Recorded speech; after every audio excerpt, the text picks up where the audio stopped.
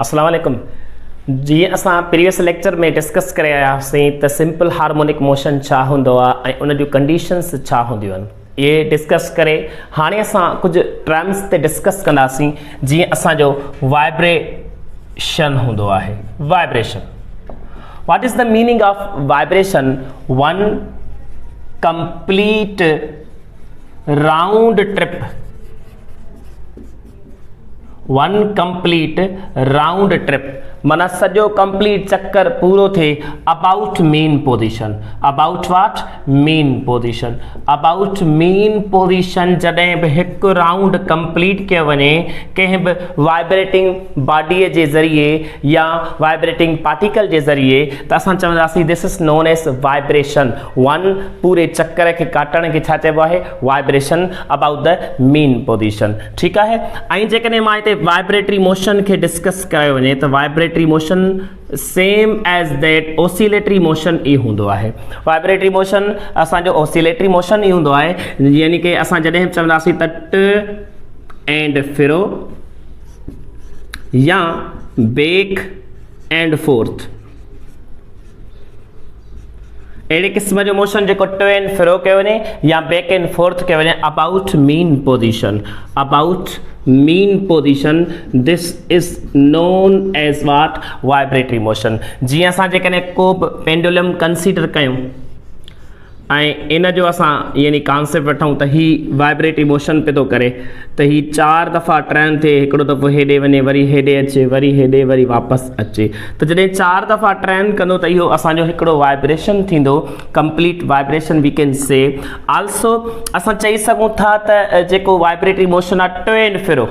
ट माना towards mean position ऐं फिरो माना from mean position. Mean position खां जॾहिं हेॾे वञे एक्सट्रीम पोजीशन ॾे या मीन एक्सट्रीम पोजीशन खां मीन पोजीशन ॾे अचे, टुवर्ड्स मीन पोजीशन एंड यानी अवे फ्रॉम मीन पोजीशन। ठीकु आहे। जॾहिं अवे वञे तॾहिं असां चवंदा आहियूं फ्रॉम। ठीकु आहे। Fro means from, to means towards. ठीकु आहे। बैक बैकवर्ड यानी कि बैकवर्ड अचे यानी कि असांजे मीन पोजीशन ॾांहुं ऐं फॉरवर्ड थिए केॾां? मीन पोजीशन ॾांहुं। ठीकु आहे। त this is known as actually the vibratory motion. अच्छा, हाणे असां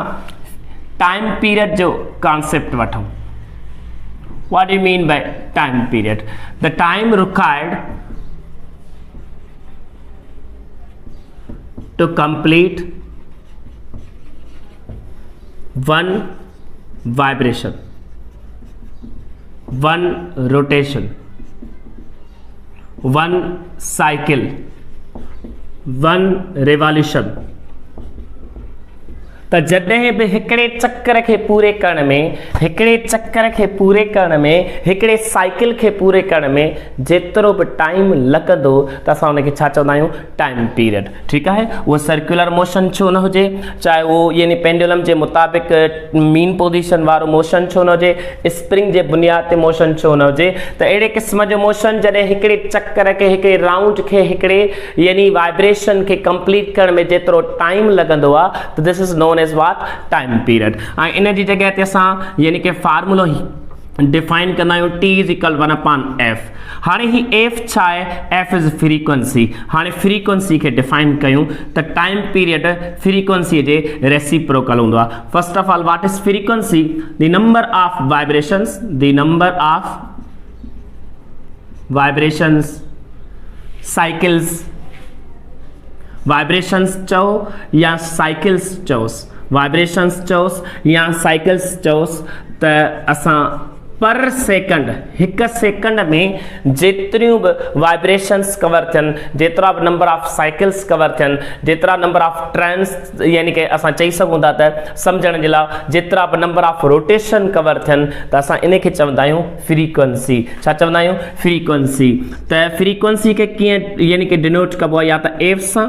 या त ॿी हिकिड़ी सिंबल हूंदी आहे न्यू सां। This nu is denoted by, nu is symbol for frequency, then 1/t is the formula for frequency. हाणे ये ॿई पाण में छा हूंदा आहिनि? रेसिप्रोकल हूंदा आहिनि। हाणे मिसाल असां यानी कि टाइम पीरियड जेके वठूं त 1 मिनट जो टाइम पीरियड कीअं वठूं त हिकिड़े चक्कर खे पूरे करण में 60 सेकंड लॻंदा आहिनि त इहो 60 सेकंड हिन जा छा थियो यानी कि 1 मिनट जे लाइ उन जो टाइम पीरियड थियो माना 1 मिनट जो जेको हैंड आहे पूरो थींदो जॾहिं 60 दफ़ा टिक करे ईंदो 60 दफ़ा टिक करे ईंदो त इहो 60 टाइम्स जेको टिक करे थो इहो हिन जो छा थियो हिकिड़ो चक्कर पूरो थियो ऐं हिन हिकिड़े चक्कर खे पूरे करण में जेतिरो टाइम लॻो उहो 60 सेकंड थिया त इहो हिकिड़े मिनट जो जेको हैंड आहे उन जो जेको टाइम पीरियड काउंट थियो उहो 60 सेकंड्स थियो ठीकु आहे त टाइम पीरियड जो इहो कॉन्सेप्ट हाणे वाइब्रेशन जी बुनियाद ते जॾहिं हिकिड़े सेकंड में को बि बॉडी वाइब्रेशन करे थी जेकॾहिं मां तव्हां खां पुछां हाणे हिकिड़ो पेंडुलम आहे सेकंड्स पेंडुलम ही उहो पेंडुलम आहे जेको यानी कि पंहिंजो हिकिड़ो चक्कर कंप्लीट करण जे लाइ 2 सेकंड टाइम रिक्वायर हूंदो आहे माना हिन जो जेको टाइम पीरियड आहे उहो घणो आहे 2 सेकंड माना हिकिड़े चक्कर खे पूरे करण में जेतिरो टाइम लॻंदो आहे उहो घणो लॻंदो 2 सेकंड आहे हाणे ॾिसो हिते 1 वाइब्रेशन थी थिए 1 वाइब्रेशन या 1 साइकिल कवर करण में 2 सेकंड था लॻनि हाणे हिते ॾिसो टाइम पीरियड ऐं फ्रीक्वेंसी जो रेसिप्रोकल रिलेशन कीअं आहे हाणे जेकॾहिं हिकिड़े वाइब्रेशन खे कंप्लीट करण में 2 सेकंड था लॻनि त हिकिड़े सेकंड में घणियूं वाइब्रेशन थियूं अधु हाफ अंडरस्टूड आहे जेकॾहिं 2 सेकंडनि में 1 वाइब्रेशन थी थिए त अंडरस्टूड आहे हिकिड़े सेकंड में इहो ई जेको सेकंड्स पेंडुलम आहे 1 सेकंड में हाफ वाइब्रेशन कंदो ॾिसो टाइम पीरियड वधीक हुआ त वाइब्रेशन घटि आहे ठीकु आहे जीअं ई नंबर ऑफ वाइब्रेशन वधाईंदा वेंदासीं टाइम पीरियड घटिजंदो वेंदो आहे ठीकु आहे लाइक दिस जेको हिकिड़ो बार्न बेबी हूंदो आहे त उन जी जेकी हार्ट बीट जे हवाले सां असां फ्रीक्वेंसी जो कॉन्सेप्ट वठूं त उहो हिकिड़े मिनट में 1 मिनट में जेको बार्न बेबी हूंदो आहे वो हिकिड़े मिनट में 120 साइकिल्स या हार्ट बीट जेको आहे सो वाइब्रेशन कराईंदो आहे हिकिड़े मिनट में 120 ठीकु आहे हाणे हिन जी फ्रीक्वेंसी छा थी पर सेकंड जे बुनियाद ते ठीकु आहे त असांखे ख़बर आहे त हिकिड़े मिनट में 60 सेकंड हूंदा आहिनि ऐं ही 120 उन जूं वाइब्रेशन्स काउंट कयूं त 60 120 त इहो थी वियो 2 हर्ट्ज़ त हिकु ॿार जी जेकी फ्रीक्वेंसी हूंदी आहे हिकिड़े सेकंड में 2 हर्ट्ज़ कंदो आहे ठीकु आहे इन जो मतिलबु इहो आहे त 1 सेकंड में हू 2 वाइब्रेशन्स कंदो आहे 1 सेकंड में 2 वाइब्रेशन त हाणे हिते सुवालु आहे जेकॾहिं हिकु वाइब्रेशन करणी हुजेसि त पोइ छा थींदो उहो हाफ सेकंड लॻाईंदो अंडरस्टूड आहे जेकॾहिं 2 वाइब्रेशन खे कवर करण में हिकिड़ो सेकंड थो लॻे त जेकॾहिं असां चऊं त हिकु वाइब्रेशन जेकॾहिं यानी कि वठे उहो बार्न बेबी त पोइ माना नंबर ऑफ बीट्स जेके यानी हार्ट बीट जेकॾहिं हिकिड़ी हार्ट बीट काउंट कयूं त पोइ हिकिड़ी हार्ट बीट खे टाइम जेको लॻंदो उहो हाफ सेकंड लॻंदो त ॾिसो इहो रिलेशन आहे रेसिप्रोकल वाइब्रेशन वधे थी टाइम घटिजे थो वाइब्रेशन वधे थी त इहो हिकिड़ो सेंस आहे त यानी कि इहो इन्हनि ॿिन्ही जो रिलेशन पाण में छा आहे रेसिप्रोकल हूंदो आहे त टाइम पीरियड जो यूनिट एसआई सिस्टम में सेकंड हूंदो आहे या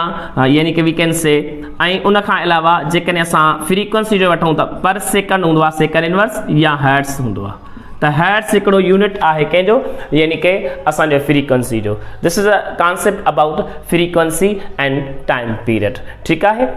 शाबाश जेसि ताईं नोट करे वठो स्क्रीनशॉट करे वठो ठीकु आहे त बाबा हाणे इन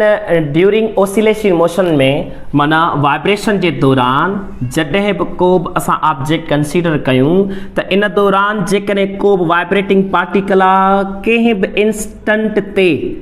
माना the distance of vibrating body at any instant is known as छा हूंदो आहे यानी कि असांजो इंस्टंटेनियस डिस्प्लेसमेंट हूंदो आहे इंस्टंटेनियस असांजो डिस्प्लेसमेंट त ज़हन में रखिजो जॾहिं बि वाइब्रेटिंग पार्टिकल जो कंहिं बि इंस्टेंट ते हितां खां हेसि ताईं या हितां खां हेसि ताईं या हितां खां हेसि ताईं कंहिं बि इंस्टेंट ते असां यानी डिस्प्लेसमेंट कवर करणु चाहियूं फाइंड करणु चाहियूं त उन खे असां छा चवंदा आहियूं इंस्टंटेनियस डिस्प्लेसमेंट जंहिंखे डिनोट कबो आहे एक्स सां छा सां एक्स सां त ज़हन में रखो इंस्टंटेनियस डिस्प्लेसमेंट हूंदो आहे एक्स सां डिनोट थींदो आहे the distance of vibrating body at any instant लेकिन अबाउट मीन पोजीशन जे बुनियाद ते ठीकु आहे अञा जेकॾहिं असां ॿियो हिकिड़ो टर्म यूज़ कयूं दैट इज कॉल्ड एम्पलीट्यूड हाँ एम्पलीट्यूड जो मतलब है maximum displacement covered by vibrating particle from mean position ज़हन में रखो the maximum displacement covered by vibrating particle या vibrating body this is known as what यानी कि असां चवंदासीं एम्पलीट्यूड लेकिन हिकिड़ी ॻाल्हि माना from mean position to one side माना हिक साइड जे बुनियाद ते कहिड़ी बि साइड आइदर साइड कहिड़ी बि हुजे फ्रॉम मीन पोजीशन टू ओ एक्सट्रीम पोजीशन ताईं माना मैक्सिमम डिस्प्लेसमेंट थींदो केसि ताईं एक्सट्रीम पोजीशन ताईं जेतिरो डिस्प्लेसमेंट कवर कयो वेंदो आहे इन खे चइबो आहे एम्पलीट्यूड चइबो आहे छा चइबो आहे एम्पलीट्यूड खे ए नॉट सां बि ज़ाहिर करे सघो था एक्स नॉट सां बि ज़ाहिर करे सघो था ठीकु आहे त एम्पलीट्यूड खे एक्स नॉट सां या ए नॉट सां असां ज़ाहिर कंदा आहियूं त इहे टर्म्स आहिनि जिन जे मुताबिक़ असां स्टडी कंदासीं यानी कि ऐं अॻिते हली असां हाणे सिंपल हार्मोनिक मोशन जे बुनियाद ते असां सर्कुलर मोशन खे कंसीडर करे उन जी कंडीशन के फॉलो कराईंदासीं ऐं इहे टर्म्स सभु फाइंड कंदासीं जंहिंमें इंस्टंटेनियस डिस्प्लेसमेंट थी वियो इंस्टंटेनियस वेलोसिटी थी वई इंस्टंटेनियस एक्सीलरेशन थी वई एज वेल एज एनर्जी जो कॉन्सेप्ट त एनर्जी कीअं कंज़र्व थींदी आहे त इहे सभु शयूं असां अॻिते हली डिस्कस कंदासीं इंशाअल्लाह ठीकु आहे तेसि ताईं नोट करे वठो थैंक यू